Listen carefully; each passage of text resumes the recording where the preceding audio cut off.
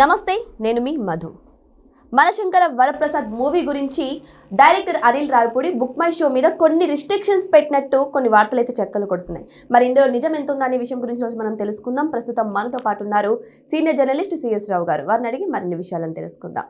నమస్కారం సార్. నమస్తే sir, book my షోలో ప్రతి మూవీ టెలికాస్ట్ అవ్వాలని చాలా మంది అనుకుంటారు. కానీ ఇక్కడ చూస్తే డైరెక్టర్ అనిల్ రావిపూడి కొన్ని రిస్ట్రిక్షన్స్ పెట్టినట్టు కనిపిస్తున్నాయి. ఏంటి సార్ ఆ రిస్ట్రిక్షన్స్? సో జనరల్గా ఆన్లైన్లో మనం టికెట్స్ బుక్ చేసుకోవాలంటే బుక్ మై షో ద్వారా ఎక్కువ మంది చేసుకుంటారు. డైరెక్ట్ పోయి సినిమా టికెట్లు కొనుక్కునేటువంటి రోజులు లేవు ఇప్పుడు. ఆన్లైన్లో బుక్ మై షో ద్వారా బుక్ చేసుకుంటారు ఎక్కువగా.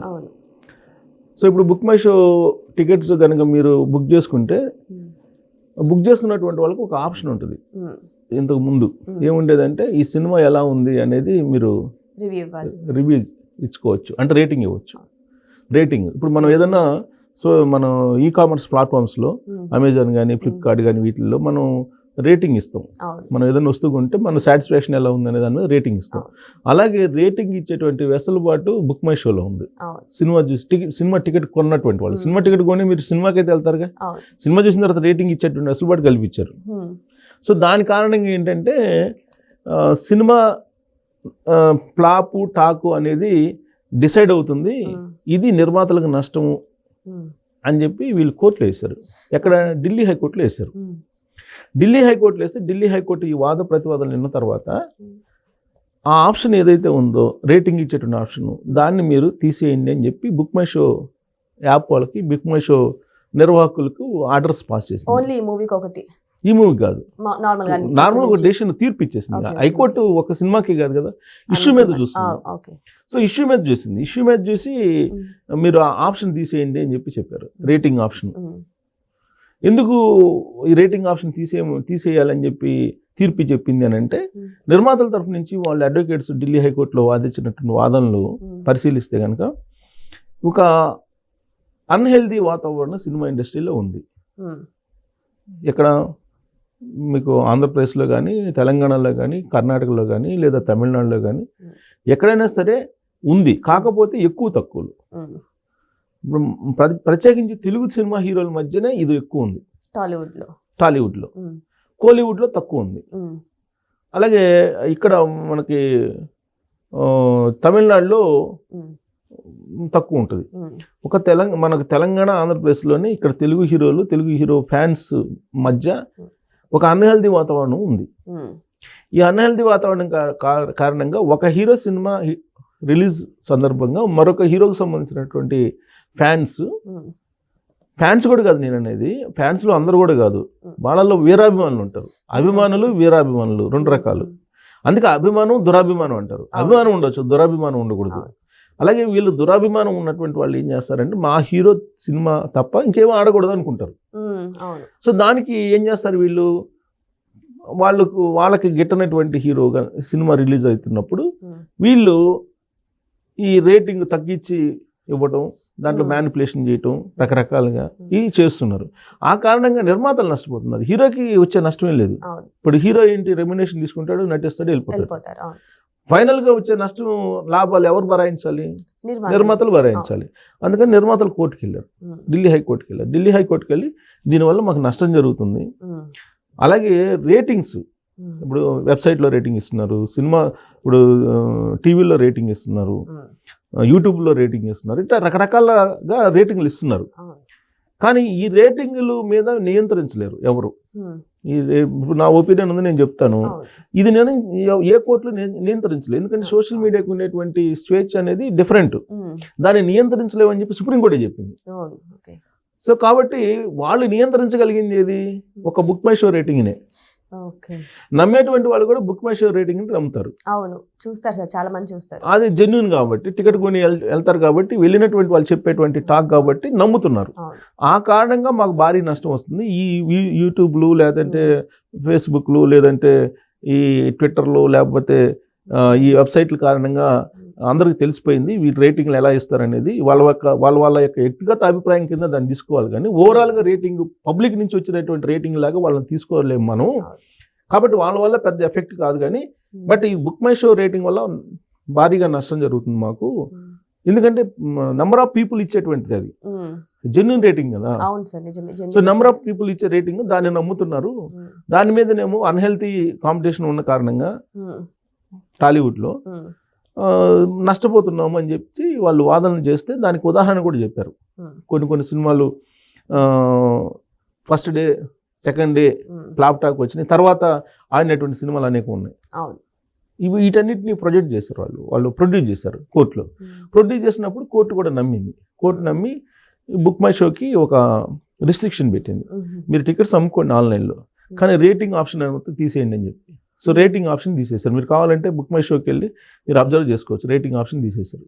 లైక్స్ కూడా ఉంటాయి కదా సార్, వ్యూషిప్ లైక్స్ కూడా ఉంటాయి. ఏం లేవు, అవన్నీ ఏం లేవు, మొత్తం తీసేస్తారు ఆప్షన్స్. ఓన్లీ టికెట్ కొనుక్కునే దానికే వెసులుబాటు. సో ఇది మనశంకర వరప్రసాద్ సాధించినటువంటి ఒక విజయంగా చెప్పుకోవచ్చు ఢిల్లీ హైకోర్టులో. విజయం అనాలా ఏమనాలి సార్, సామాన్య ప్రజలకి ఒక క్లారిటీ ఉండాలి కదా సార్ దీంట్లో కూడా. అంటే ఇప్పుడు వాళ్ళ యాంగిల్లో విజయమేగా. ఇప్పుడు సపోజ్ ఇప్పుడు ఆ సినిమా ప్రొడ్యూసర్స్ వెళ్ళారు అంటే ఆ సినిమా మీద నమ్మకం లేకపోయి వెళ్ళిరా అనేది ఒక టాక్ వస్తుంది. ఆటోమేటిక్ గా ఆ ఒపీనియన్ వస్తుంది. ఒకవేళ ఒపీనియన్ రాకపోయినా ప్రత్యర్థి హీరోల ఫ్యాన్స్ అదే తీస్తారు. ఏంటి మీరు వెళ్ళారు కదా కోర్టుకి వెళ్ళారు, మీరు బాలకృష్ణ తాండవానికి వెళ్ళలేదు, లేదా ప్రభాస్ సినిమా రాజాసాబ్కి వెళ్ళలేదు, గతంలో ఏ సినిమాలకు వెళ్ళలేదు, ఒక చిరంజీవి సినిమా మన శంకర్ వరప్రసాద్ సినిమాకి ఎందుకు వెళ్ళారు, మీరు రివ్యూని కప్పిపుచ్చడానికి వెళ్ళారా, రివ్యూని అంటే ఈ సినిమా బాగలేదు కాబట్టి వీళ్ళు ముందే కోర్టుకి వెళ్ళి కోర్టులో నుంచి ఇట్లాంటి ఆర్డర్స్ తీసుకొచ్చారు అని జనరల్ గా అది తీసుకొస్తారు, ఆటోమేటిక్ గా తీసుకొస్తారు. కాకపోతే దాన్ని సరే ఈ సినిమా కారణంగా, చిరంజీవి సినిమా కారణంగా నెక్స్ట్ సినిమాలకు కూడా ఈ ఆప్షన్ ఉండదు. ఒకవేళ పెట్టినా కానీ మళ్ళీ వీళ్ళు ఈ తీర్పుని బేస్ చేసుకుని కోర్టుకి వెళ్తారు. వాళ్ళకి పెట్టారు, వాళ్ళకి ఇచ్చారు, మాకు ఆప్షన్స్ ఇవ్వలేదు, ఏంటి తీసేసే ఆప్షన్స్ అనేది పెడతారు. ఇంకా బుక్ మై షో లాంటి వాటికి రిస్ట్రిక్షన్స్ పెట్టారు కాబట్టి దీన్ని బేస్ చేసుకుని రేపు రాబోయే రోజుల్లో మిగతా పోర్టల్స్, ఈ కామర్స్ పోర్టల్స్ ఉన్నాయి కదా, వాళ్ళు కూడా వెళ్ళే అవకాశం ఉంది. ఇప్పుడు మనం కార్లు కొంటాము, ఏ కారు బాగుంది అనేది మనం రేటింగ్ ఇస్తాము, అది కూడా తీసేసే అవకాశం ఉంది. ఒకసారి తీర్పు ఇచ్చిన తర్వాత దీన్ని బేస్ చేసుకుని మాకు దాన్ని తీసేసినప్పుడు దీనికి ఎందుకు తీసారని చెప్పి అడుగుతారు. సరే కోర్టులు కూడా డిఫరెంట్గా స్పందిస్తాయి అనుకోండి, అది వేరే విషయం. కాకపోతే ఇప్పుడు సినిమా రిలీజ్కి ముందే ఈ విధంగా తీసుకొచ్చుకున్నారంటే ఆ సినిమా మీద ఒక డౌట్, పెద్ద క్వశ్చన్ మార్క్. ఇది కొంతమంది చిరంజీవిని వ్యతిరేకించేటువంటి వాళ్ళు. ఇక రెండేది ఏంటంటే తెలంగాణ గవర్నమెంట్ దగ్గర బెనిఫిట్స్ వాళ్ళకి టికెట్లు పెంచుకునేదానికి పర్మిషన్ తీసుకొచ్చారు. ఇప్పటి వరకు తాండవానికి లేదంటే రాజాసాబ్కి, అంతకుముందు హరిహర వేలమలకి రకరకాల డిస్టర్బెన్సెస్ ఉన్నాయి, కానీ చిరంజీవి సినిమాకి ఈ డిస్టర్బెన్స్ లేదు, క్లియర్ చేసుకున్నారు, చాలా ప్లాన్ గా క్లియర్ చేసుకున్నారు. ఈ స్పెషాలిటీ ఎందుకు వచ్చింది ఈయన సినిమాకి అని ఒక క్వశ్చన్స్ కూడా వస్తాయి, అది కూడా వస్తుంది. ఇంత ప్లాన్ గా చేసుకున్నారంటే ఈ సినిమా బాగలేదా, తొలి 3 రోజులు ఆడితే కలెక్షన్స్ వచ్చేస్తే సరిపోతుంది, సినిమా బాగలేదా అందుకే వీళ్ళు ప్లాన్ చేసుకున్నారా. పైగా ఈ సినిమా రిలీజ్ డేట్ కానీ తర్వాత కోర్టుకి వెళ్ళడానికి వెసులుబాటు లేకుండా ఇప్పుడు కోర్టుకి వెళ్ళి ఇప్పుడు వాళ్ళేంటి హౌస్ మోషన్ పిటిషన్ వేయడానికి రెడీ అయ్యారు. ఎవరు రాజాసాబ్ కేసిన వాళ్ళే వెళ్ళారు. అసలు ఎలా ఇస్తారు ఇది అని చెప్పి గవర్నమెంట్ మీద వెళ్ళడానికి రెడీ అయ్యారు. ఇప్పుడు రాజాసాబ్ సందర్భంగా హౌస్ మోషన్ పిటిషన్ వేసి దానికి టికెట్లు ఆపేస్తూ తీర్పు చెప్పింది కదా హైకోర్టు. మరి ఇప్పుడు ఈ సినిమాకి ఆ తీర్పు కాపీ ఉండగానే తెలంగాణ గవర్నమెంట్ ఎలా ఇస్తుంది పెంచడానికి అని చెప్పి తెలంగాణ గవర్నమెంట్ మీద వేయడానికి రెడీ అయ్యారు వాళ్ళు హౌస్ మోషన్ పిటిషన్. ఇంకెక్కడ వేస్తారు సార్, సండే వచ్చింది హౌస్ మోషన్ పిటిషన్ కి ఒప్పుకోలే వాళ్ళు. సో కాబట్టి మళ్ళీ కోర్టు రేపో ఎల్లుండో మళ్ళీ మండే ఉంటుందేమో, ఉంటే ఈలోపు 3 రోజులు అయిపోతుంది, కలెక్షన్స్ వచ్చేస్తాయి. మండే అయినా కూడా సంక్రాంతి లీవ్స్ వస్తాయి కదా సార్, మళ్ళీ 3 రోజులు మళ్ళీ హాలిడేస్ వస్తాయి. అది బెంచ్కి వెళ్ళొచ్చు, వెళ్ళకపోవచ్చు. సో కాబట్టి అది కూడా ప్లాన్ చేస్తున్నారు. అంటే ఇన్ని ప్లాన్స్ చేసుకున్నారు అని అంటే ఈ సినిమా మీద సినిమా నిర్మాతలకు కానీ లేదంటే ఆ సినిమా ప్రమోటర్స్కి కానీ పూర్తి స్థాయిలో నమ్మకం లేదేమో అనేటువంటి ఒక అభిప్రాయం ఇప్పుడు మిగతా ఫ్యాన్స్కి వస్తుంది. మిగతా ఫ్యాన్స్ కూడా అదే చెప్తున్నారు సోషల్ మీడియాలో. ఇప్పుడు తాండవ సినిమా ఉంది, బాలకృష్ణ అసలు పడుచుకోవాలి, అది వదిలిపెట్టేశారు ఆయన తాండవే కాదు ఏ సినిమా పట్టించుకోడు ఆయన నటించడం వరకే నటిస్తాడు, తర్వాత వెళ్ళిపోతాడు. అదేదో ప్రొడ్యూసర్స్ వాళ్ళు చూసుకుంటారు, డైరెక్టర్స్ వాళ్ళు చూసుకుంటారు. అందుకని వాళ్ళు ప్లాన్గా లేరు కాబట్టి తీరా రేపు రిలీజ్ అనగా ముందు రోజు కోర్టు ఆపేసింది. అంటే ఆ సినిమా మీద నమ్మకం ఉంది వాళ్ళకి, అందుకని ఏదైతే అది అన్నట్టుగా వదిలేశారు. ఆ తర్వాత రాజాసాబ్ కూడా అంతే, రాజాసాబ్ కూడా వాళ్ళేం పెద్ద పట్టించుకోలే, ఊరికే అప్లై చేశారు, వాళ్ళు ఏదో ఇచ్చారు, ఇచ్చిన తర్వాత మళ్ళీ కోర్టుకు వెళ్ళే వాళ్ళని జనరల్గా కోర్టుకు వెళ్ళేటువంటి వాళ్ళతో మాట్లాడుకుంటారు, కానీ అది కూడా చేయాల. సో దాంతో కోర్టు టికెట్లు పెంచుకోవడానికి ఆపేసింది కదా రాజాసాబు. సో కాబట్టి వీళ్ళు ఇది మన ఈ చిరంజీవి సినిమాకి మాత్రం చాలా ప్లాన్డ్గా ప్రొడ్యూసర్స్ కానీ వాళ్ళ నిర్వాహకులు కానీ ఎవరైతే ఉన్నారో ఢిల్లీ దగ్గర నుంచి తెలంగాణ దాకా చాలా ప్లాన్డ్గా వర్కౌట్ చేశారు. వర్కౌట్ చేసి ప్రీమియర్ షోస్ కానీ లేదంటే టికెట్లు పెంచుకునే దానికి ఏర్పాట్లు చేశారు అని అంటే ఈ సినిమాకు తొలి 3-4 రోజుల్లో కలెక్షన్స్ రాబట్టుకుంటే సరిపోతుంది అనే యాంగిల్లో బహుశా ఆ సినిమా మీద అంత హోప్స్ ఏమన్నా లేవేమో అనేటువంటి టాక్ అయితే పబ్లిక్లోకి వెళ్ళిపోయింది. సో ఏదేమైనా సరే బుక్ మై షో నుంచి ఈ రివ్యూస్ తీసేయడము అని చెప్పేసి ఒక ఆప్షన్ అనేది వాళ్ళు తీసుకొని వచ్చారు. సో చూద్దాం, వెయిట్ చేసి చూద్దాం.